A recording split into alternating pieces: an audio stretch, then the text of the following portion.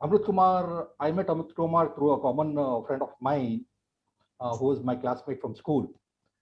So, Mr. K. Amrut Kumar is an NLP master practitioner, internationally certified trainer, leadership coach, and high energy keynote speaker.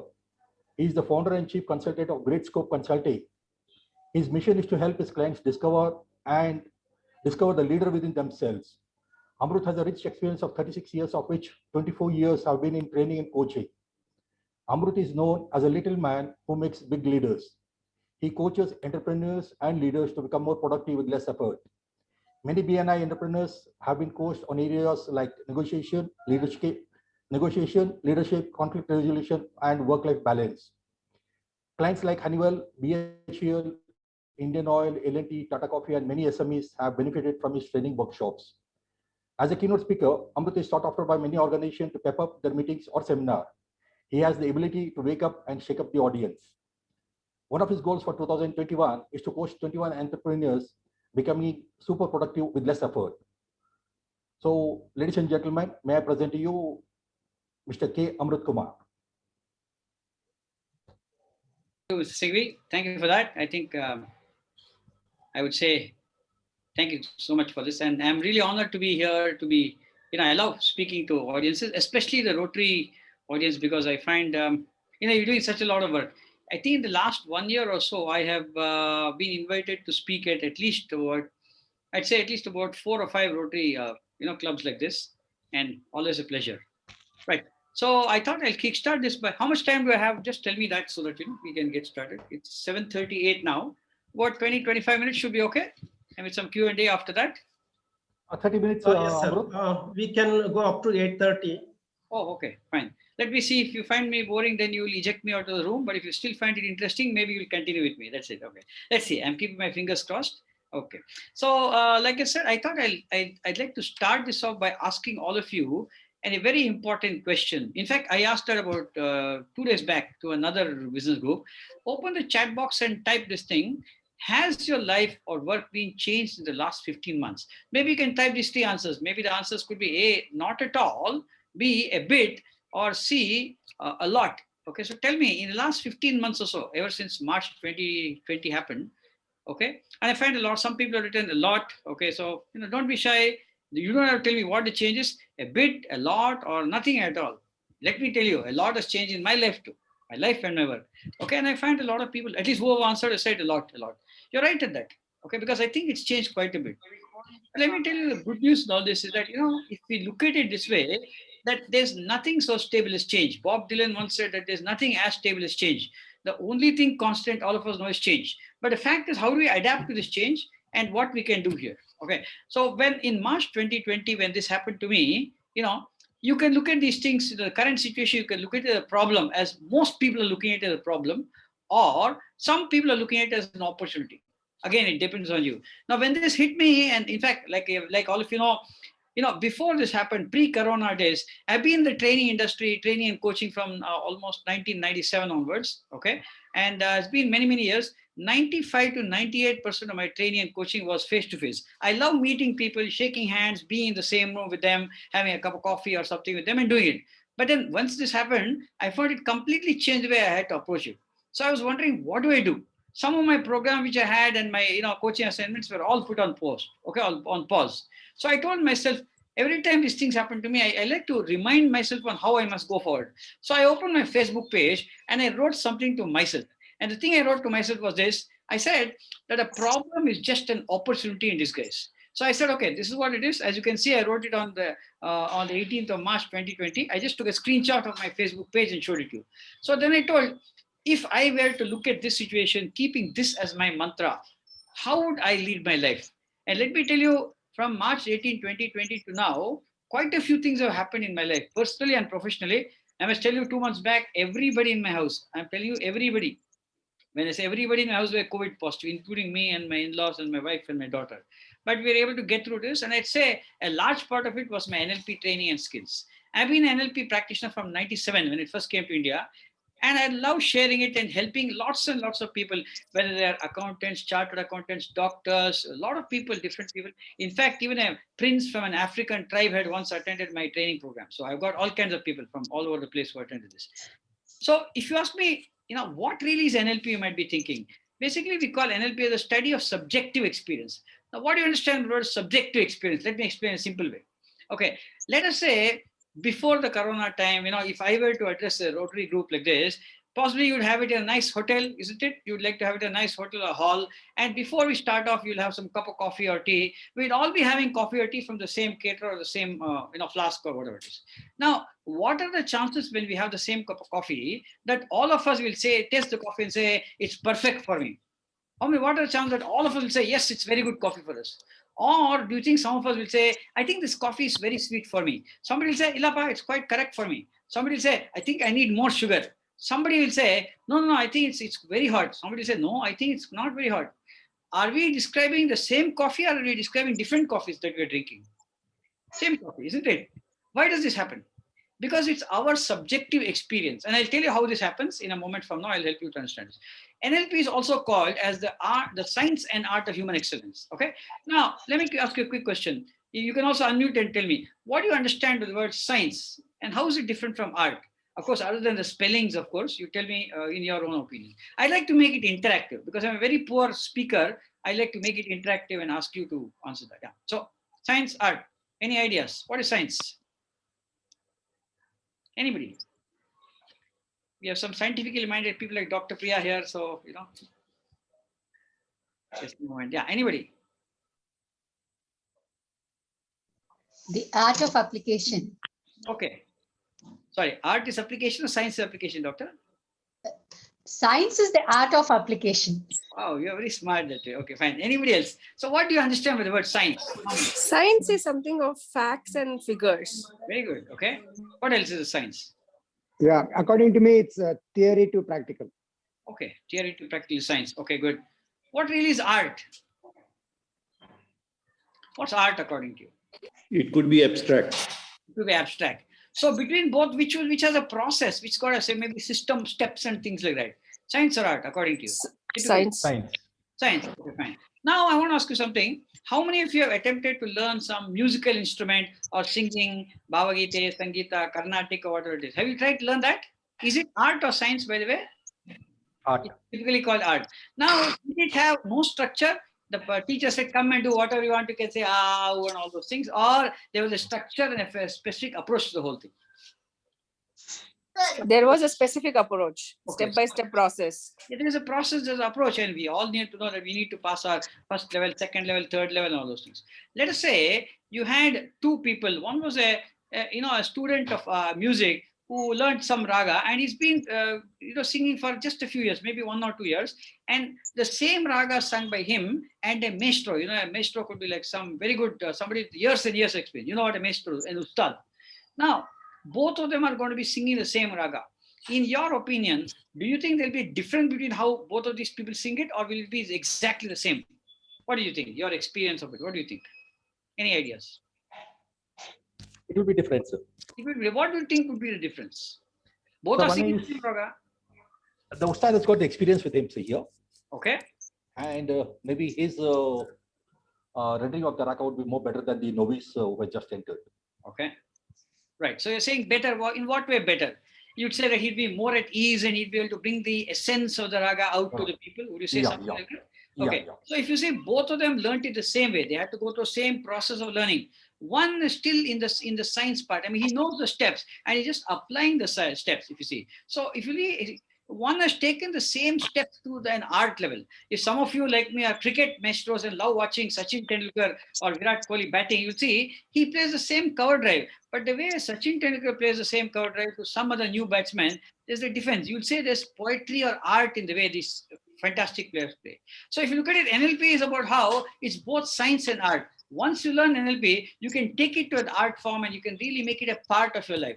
Now, you may wonder, okay, Amrut, you're talking of science, art. Where is this NLP all about? And what is all this NLP all about? You might be thinking.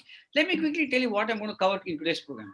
Today, I'm going to be talking to you about why you behave the way you do. That's what NLP is all about. And secondly, I'll also tell you how actually many of us may know it, but you've been programmed to behave in certain ways. We know we've been programmed through various things. And also, I'm going to give you a quick bonus tip. How I'm going to give you one quick NLP method where you can change your programming to get better results. In some areas of life, if you think you're not getting the results that you want, I'm going to help you to see how you can quickly change a little part of the programming to get a better results. Would you like that? You can open the chat box and say yes, or you can unmute and tell me, yes, Amrut, interested. Or you Of can course, say, very much interested. Amrut, go home, whatever you want. Either way, I'll do Very it. much interested. Yeah. Very interested. Okay, fine. Only one person said interested, and only one more person said yes. So I'm still waiting for a few more people to say they're interested. If you are, Yes, very much interested, sir. Very much interested. thank you so much. Since you asked me, I'm going to tell you. Okay. So since you told me, I'm telling you. Now, this is one way in which I try to get my audience interactive for me. Okay. Good. So let me tell you what this is all about. Now, helping you to understand really what this NLP is. Now, some of you might say, okay, what is this full form of NLP? You know, I say NLP is new learning possibilities, according to me. Okay. Because you learn new things. As long as you are alive, as long as you've got an inquisitive mind, you can keep learning a lot of things. NLP, according to me, is also now let's play. Have a mindset of a child. You know, children love playing, and through playing, they learn a lot of things. Okay. NLP also is, you know, now let's practice. That means whatever you learn, you can keep it as a theoretical form in your head or put it to practice and get the benefits of it. Now you're all wondering, okay, actually, what really is the word NLP? It's neuro-linguistic programming, but NLP is all of these things. Yeah, I say it's, you know, new learning possibilities. It's now let's play, now let's practice, and a lot of these things. So let me just tell you how this works. Now, how do you know that I am in this meeting, in this meeting for you? How do you know that I'm in this meeting? Can somebody tell me? How do you recognize that I'm here in this meeting? Anybody?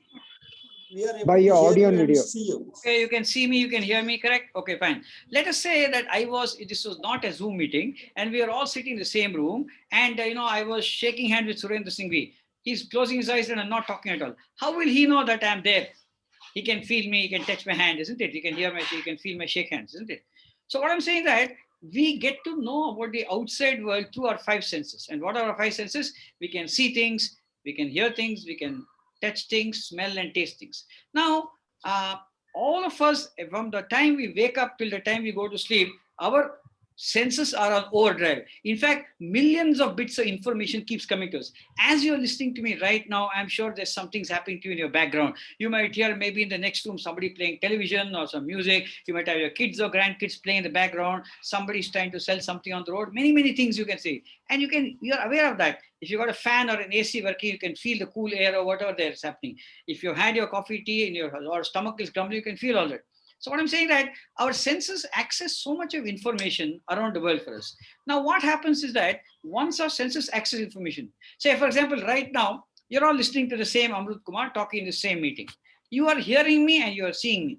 Now, as you're hearing me and seeing me, what's happening inside you is there are a set of things in your mind called as filters. Okay. What are these filters? As you can see, your values can be filters, your beliefs, you know, the kind of memories that you had in your life, the way you've been brought up in, many other things called meta programs and decisions, which I'll tell you. Typically, I explain all this in a larger 12-hour program, which I do. Okay. So all of these things unconscious to you actually are filtering every word that I'm telling you, okay? And without your knowledge, actually, and I'll show you how this filtering is happening. You may be amazed to see in the next 5 minutes, I'm going to show you how amazingly this filtering is happening without your knowledge at all, okay? I'm going to demonstrate you right away how your mind actually, you know, is playing tricks on you, how your mind, without your knowledge, is controlling the information that you're receiving and storing within your mind.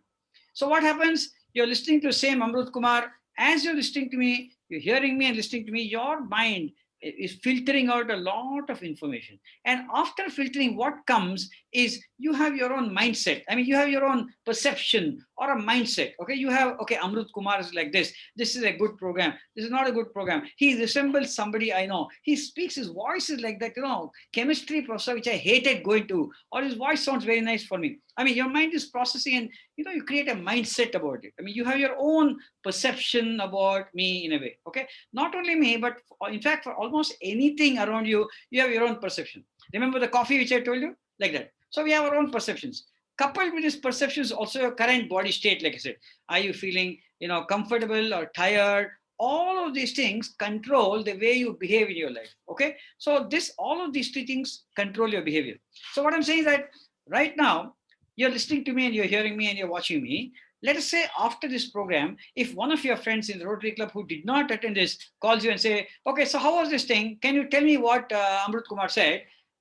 Will you be actually describing to him or her what you actually experience? So the outside event is the me, okay? Or will you be telling me what you feel, that your mindset, what you have processed and kept inside you, the filtered part of it? What do you think? Which will you be telling him? Will you be telling me the act? Will you be telling him the actual thing, or will you be telling him the filtered thing, which you think you have understood and processed? What are your Filtered. idea? What do you think? It's The a filtered filtered one. thing. Absolutely, the filter things. And you may, I mean, there's nothing wrong with that, because without our knowledge, a filtered thing happens. Now I'm saying, in everything that we do, let's say let's say the COVID situation, like I said, okay? Now we are all experiencing the same COVID situation. Now each of us have our own filters, and how that's happened is that our values, our beliefs, and all are being programmed and all that by the kind of people that we meet up with. If we are with a if we are a group of people who are positive minded, possibly our filters and beliefs will be more positive. If we grow up with people who are very negative and all that, then maybe that will influence us. So the world around us, the events which happened to us in the past, all of these things are going to influence us, and we develop a mindset of anything. For example, the COVID situation, coupled with how we feel in our body, we will behave in this new normal in whatever way we behave. Either we behave in a positive way, we go look at it as an opportunity, and then we get our outcomes, isn't it? However I behave, I get my results. Won't you agree with me on that? And my results I get could be very happy. I might be very happy with the result. I might not be very happy. I might be sad. I might be okay, more or less. Or I might be very ecstatic, or I might be surprised or shocked or something. So if you look at it, whatever has happened to you in the world around you, to you in these last 15 months, or for that matter, in the whole year, on the whole life as such, it's all based largely on how you have interacted or you have behaved. Okay. Now, if you think that you had some great outcomes, some great results, some fantastic outcomes in your life, you know what's the cause for it? How you have behaved and interacted in that particular situation as such. Now tell me, let's say that you had a very negative outcome or something, what do you think is the actual core root cause of your outcomes or results? What do you think is the root cause for these results for you? When you look at this slide, when you look at that, and tell me, according to you, what do you think could be the root cause? What is the root cause for this, for our outcomes or our behavior or our results that we get? Anybody can tell me? No answers? Anybody? Oh, I'm so good at people putting Mindsets. the mindsets. Yes. Okay, fine. Fantastic. You're right at that. So, and how are these mindsets caused? What do you think? How are these mindsets caused? What do you think? Mindsets are caused or created by our own filters, like you said, isn't it? So Experiences. our experience in life, as I said, life experiences, the people we interact with, all of these things create these mindsets, our values, our beliefs, and these all of these create that. Okay, now I'll tell you what NLP can actually help you to do. Okay, there might be many areas in your life right now which could be happening in your life, personal life, as well as your work life.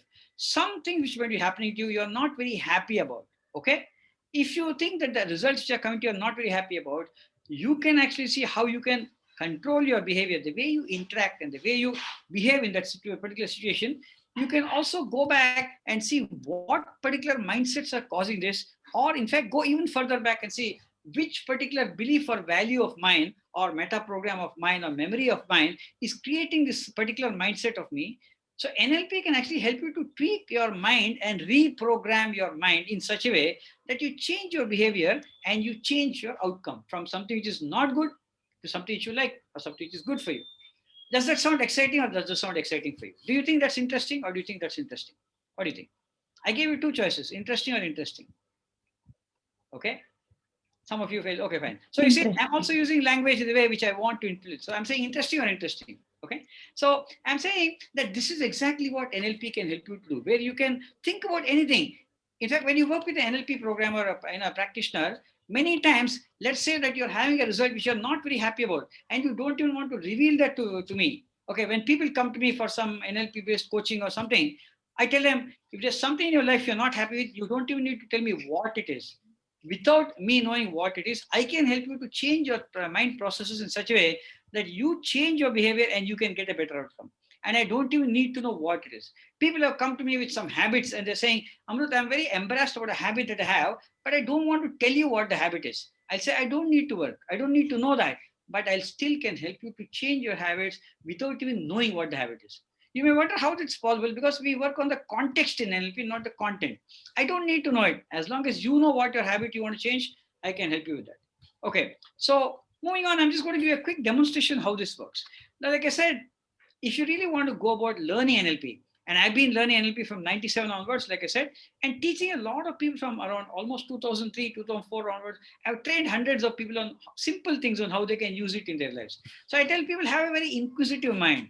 Don't try to logicalize everything. Of course, logic is important. Along with logic, have an open mind and learn about it, is what I say. The other thing is that learn to use both sides of your brain. I mean, the creative part as well as the logical part. And during my program, what I do in my large program, like I said, which is a 3 hours per day into 4 days. I normally do it on the weekends, on a Saturday and Sunday.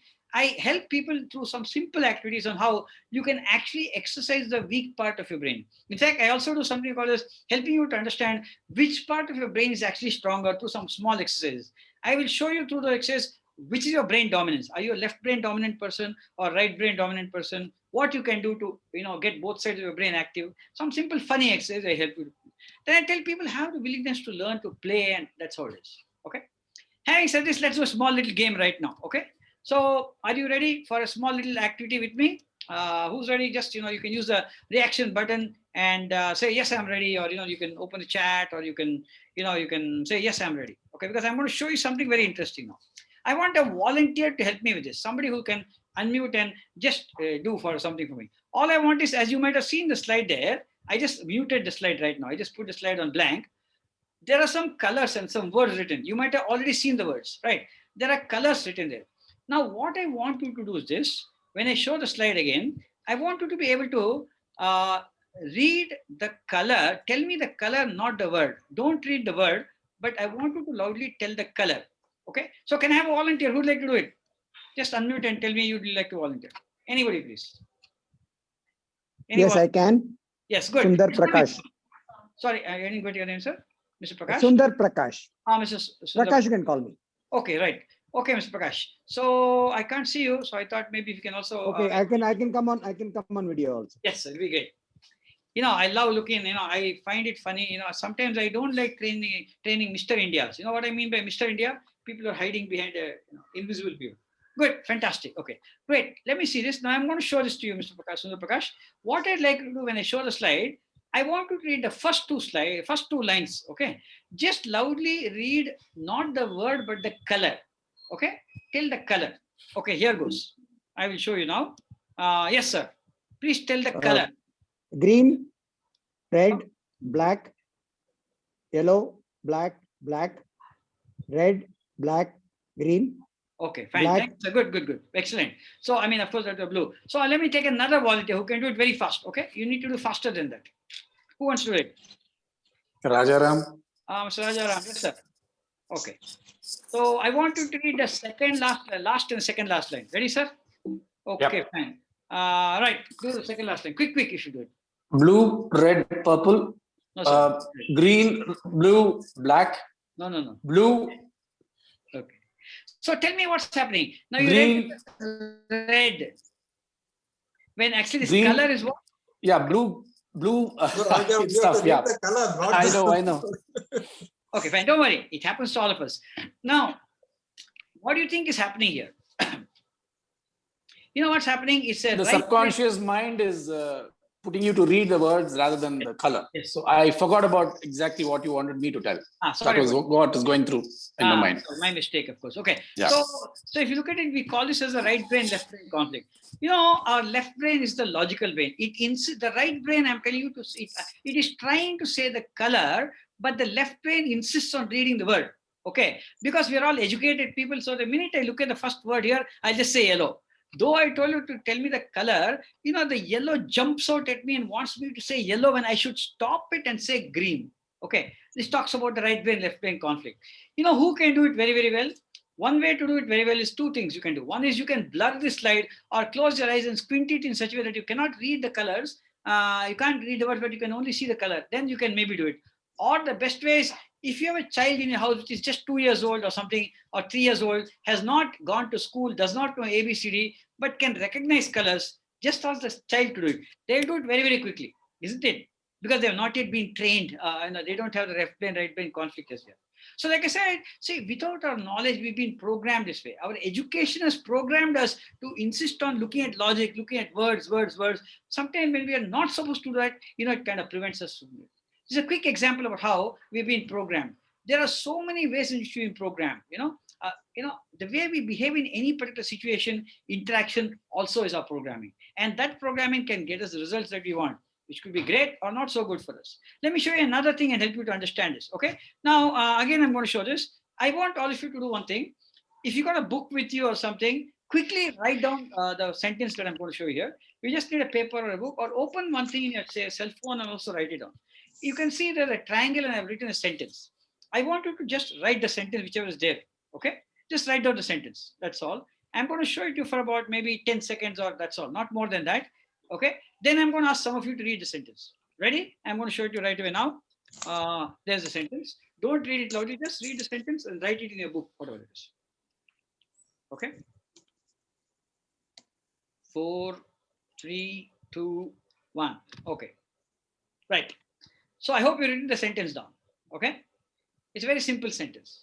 It's also an Eiffel Tower there, very good and all that. Okay. Now I'm going to show it to you again. How many of you can see that and see if you have actually written the correct sentence? I'm going to show it to you again. Look at what I've written inside the triangle. Look at your book and see if you've written the exact thing which I've written there or you've written something else. I've written Exact. Exact. Yeah. No, I have Yes. missed out one the. Yeah. There are two thus. There are two Yes, there are D's two here. the's, yeah. We have written only one the. Yes. I've So when written you look two. at that, you know what happens? Now, why did this happen? Self-correction, mind. Self-correction. Without your knowledge, the mind is correcting. It's like, okay, Amrut doesn't know English also. Why is he written two the's there? So your mind immediately corrected it. Self-correction. Now, this is extremely good in most situations, but there are times in our lives when we don't need self-correction. Okay? NLP can help you to understand how, this is again programmed method of thinking. So using NLP, you can actually stop the self-correction when it is getting you the result that you don't want to get. And make sure that you avoid that. To begin it works in a conscious manner. After that, it becomes very unconscious in you. So, you'll be able to adapt your behavior to the situation that you want and get exactly the results that you want. Okay. That's one of the examples of what we can do. Now, so if you look at it, is your programming really helping you all the time? More often than not, I'm sure 90 to 95%, most of your life, you're all facing great outcomes. But every once in a while, we get situations in our life where our programming or the way we behave, when I say programming, I'm talking of our values, our beliefs and things like that. Let me give you a quick question. Now, I'll tell you one thing. I was traveling a few years back in the train in somewhere in North India, somewhere near Gujarat or something. And it was an overnight train. I was sleeping in the train. Next morning, I woke up. I was hungry and wanted some breakfast. So I asked somebody, when will the breakfast man come? The person bringing breakfast. They said, don't worry, 8 o'clock, 8:30 he's going to come. So I was waiting for that. Then I saw a man coming. You know what he brought? He brought samosas, jalebi and things like that. So I thought, okay, the snacks, and many people took the samosa, jalebi and started eating.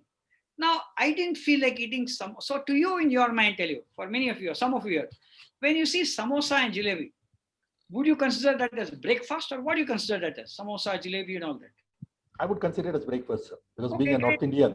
Yes, correct. So you'll eat it.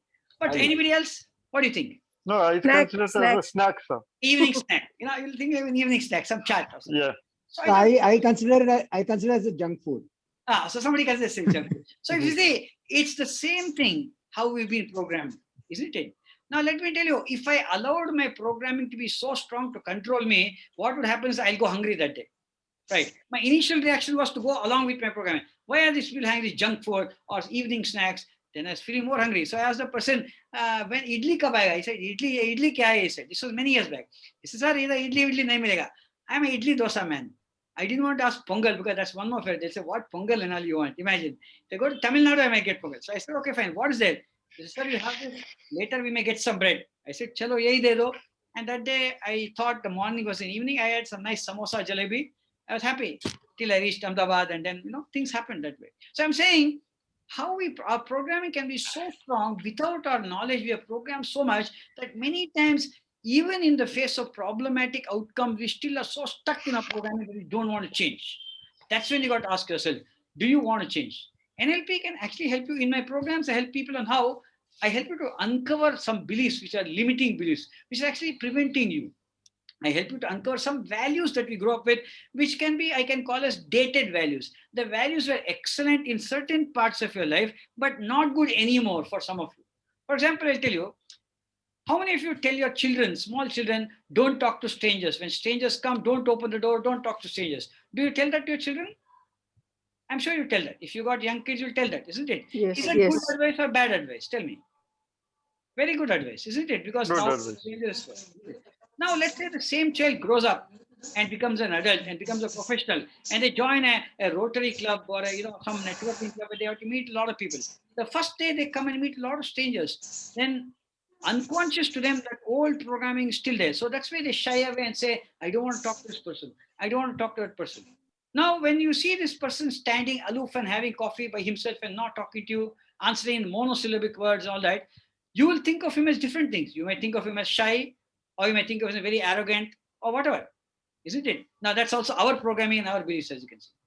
Okay, so our values, other things are memories of past events. When something has happened to us recently, we tend to hold that memory so strong that when we face a similar situation, we are afraid that the same thing might happen. I'll give you an example. Let's say that you were in, during your school days or college days, you tried to do a public speech and then you made a mistake and you fumbled, all your friends started laughing and all that. You felt very bad about it. Let's say a month or 2 months passed and then you were given another opportunity to do public speaking again. As you remember, as you are going on stage, will you be thinking about, I'm going to do a great job, or the past event is going to control your mindsets and make you a little worried? Isn't it? That's what happens. So NLP will help you to understand how you can actually not allow these past events to help control you. Then there's another set of things called meta programs. I can just tell you in one word what meta programs are. One sentence. It means it's about how these are kind of programming. When you want to take major decisions in your life, meta programs come into play. It's like without your knowledge, this programs you and all that. Now, how can understanding meta programs can help you? Let's say you're talking to a client. Let's say you're talking to somebody. Listening to that person, watching the person, you can understand how that client or somebody takes a decision. What is their decision-making pattern?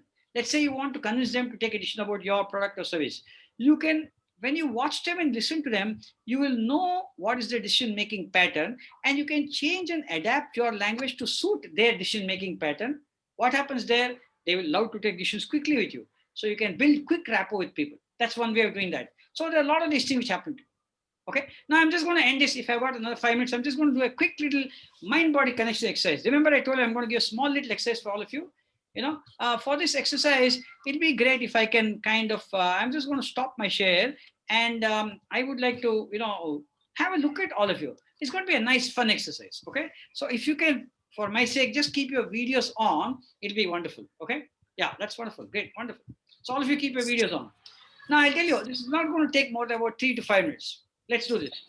I want you to now think of something, maybe something's been bothering you, some kind of a worry or some kind of something which you're worried about, not a very big earth-shaking worry, but something little worry which is you have to address this worry. Something which is worrisome and you're bothered about it. It could be health of a loved one or something or some other thing.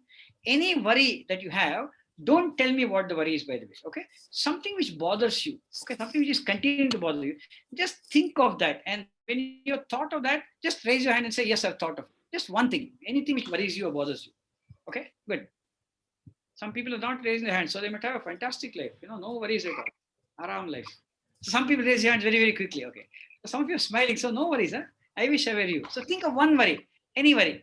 Like, how do I get customers in this time? Whatever worry which worries you. Okay, yeah. Now, since you thought of that worry, remember, I don't want to know your worry. Now, normally when you are worried, at least when I am worried, how I sit, I'm not going to be sitting aram like this. I will maybe sit like this, oh my God, such a lot of worry, oh, like that. So I want you to simulate your body language the way you have when you are worried. So how do you sit when you're worried? When some worry is happening, yochne take kutkotir, as we say. How do you sit? You sit right. You're not going to be smiling also, isn't it? So have that dull, sad expression in your face. Try to have that expression. Okay, really have that. Try to get into the complete expression. Okay, really. Some of you are still smiling at me. Please don't smile at me. I want you to not even look at me. Just start thinking of that worry. More now. Start thinking of all the visuals that are associated with worry. What will you see in that situation? What are some sounds that you will hear in that situation? As you start reliving the sounds and the situation and the feelings and the visuals of the situation, you'll notice that you'll start beginning to feel the same uncomfortable feeling when you think of a worry something. We tend to feel a little heart a little bit sinking or some kind of a headache or something. So start getting into that worrisome situation. I want you to really get into that worrisome situation. Try to feel what you would normally feel when you're thinking of that worry. Try as much as possible. Visualize that worry. Hear the sounds related to worry. Sit in that way that you normally sit when you're worried about anything. Okay?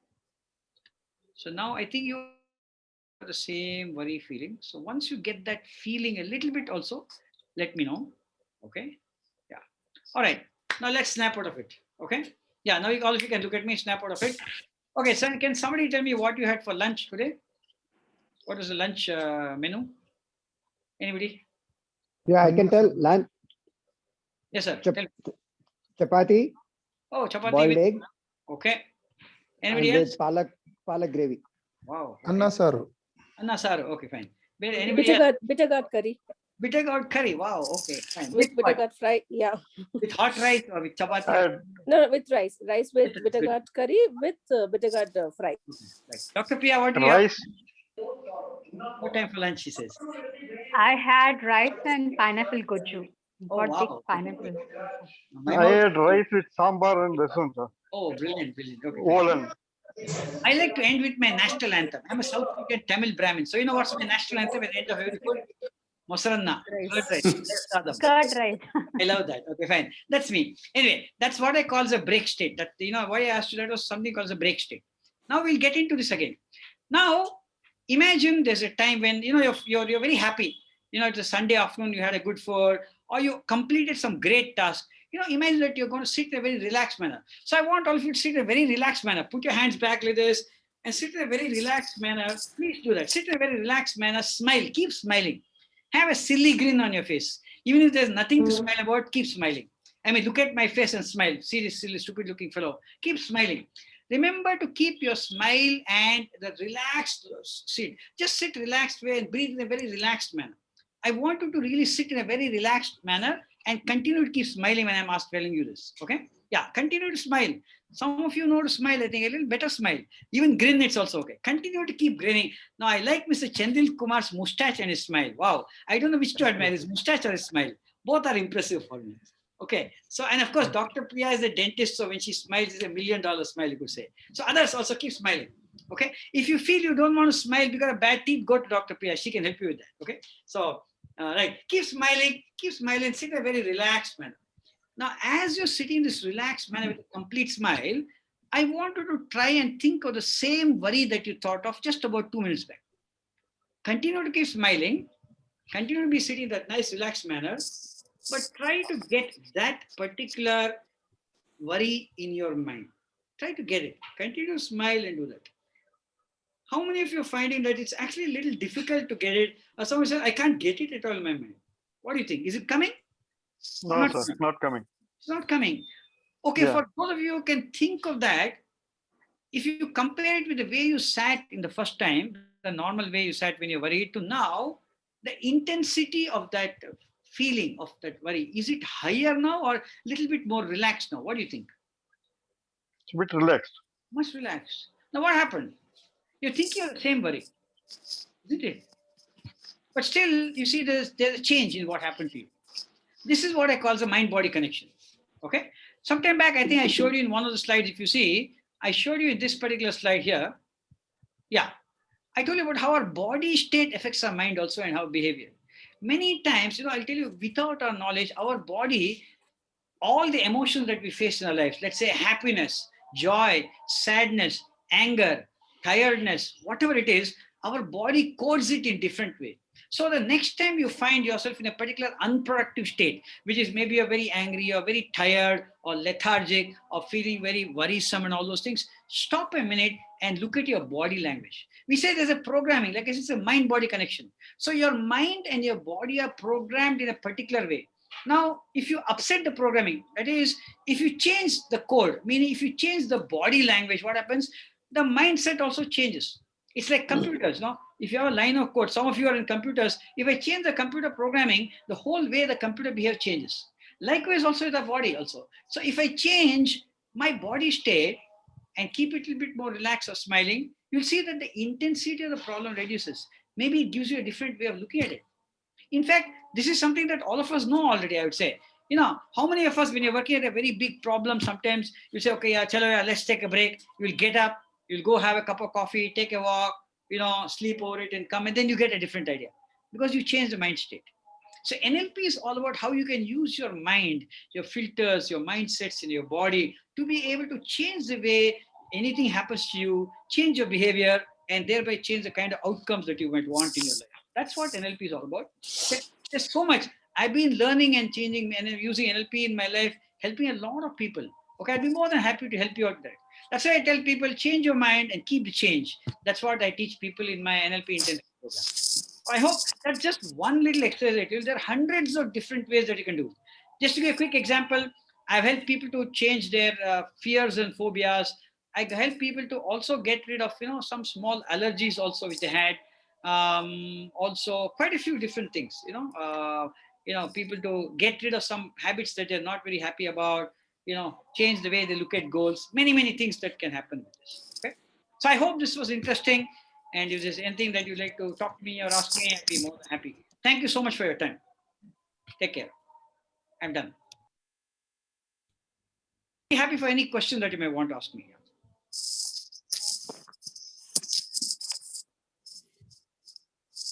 I'm done.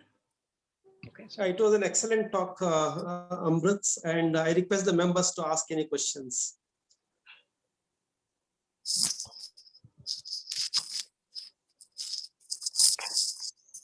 I have a question. Does the NLP help OCD?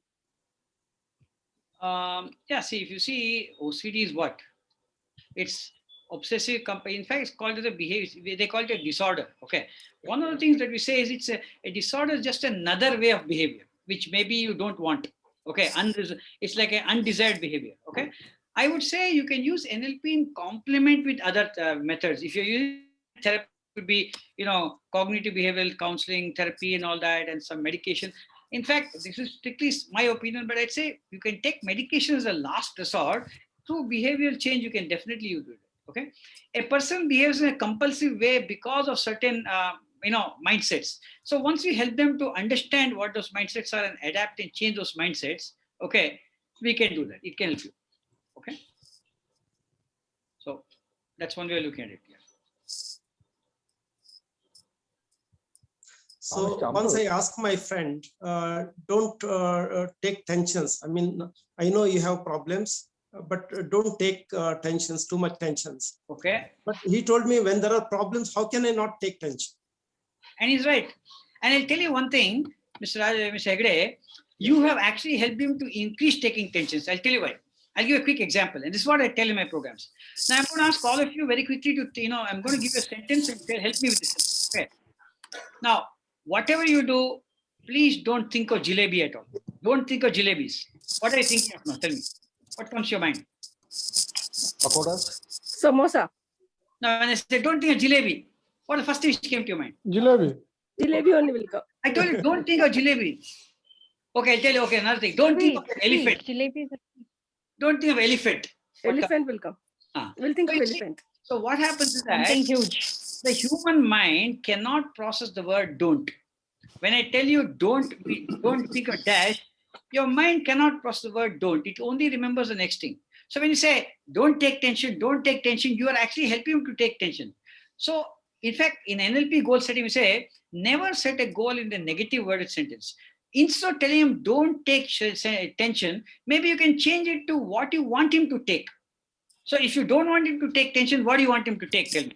Relax. Yeah, tell him relax. It's a better way, isn't it?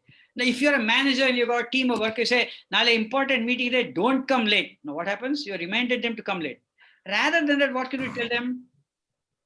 Be early, isn't it? Right.